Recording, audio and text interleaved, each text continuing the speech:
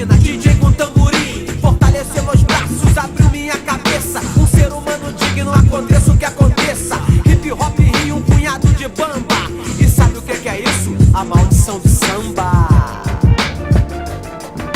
É, compadre, a maldição do samba. Já falei que essa é a maldição do samba.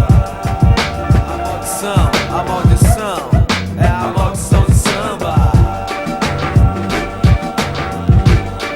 Já é. O gringo subiu o morro e bebeu cachaça, fumou maconha e obteve a graça. Depois do samba sua vida nunca mais foi a mesma. O gringo subiu o morro e bebeu cachaça, fumou maconha e obteve a graça. Depois do samba sua vida nunca mais foi a mesma.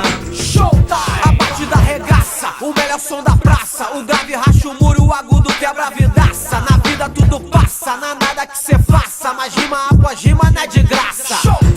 Agora sabe como é que é? Samba no pé, é samba, samba no pé. A percussão eletrônica, favela na internet. O coco é enlatado e a banana é com chiclete. É, por isso que eu falo que essa é a maldição do samba.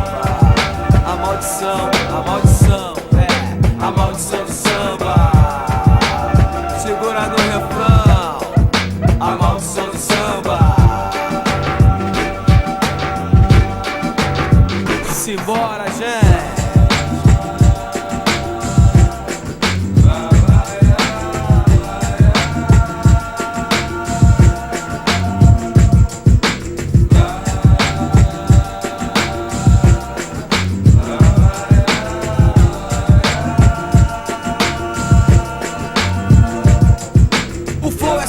E o relógio tic-tac, é papel e caneta e o coração deu piripaque. Globalizado ou não, eu mantenho os meus laços. Do hip hop ao samba é compasso por compasso. Nem feliz, nem aflito, nem num lugar mais bonito. Nada mais interfere no quadro que eu pinto. A peça velha guarda, o samba de terreiro. A maldição te pega no Rio de Janeiro.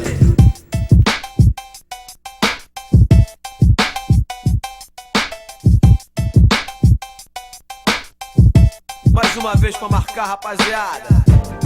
Aí, essa daqui é a maldição do samba.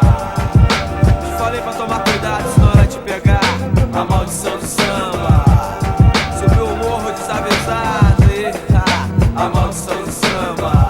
Maldição, maldição, maldição. A maldição do samba. Toma cuidado, parceiro, com a maldição do samba.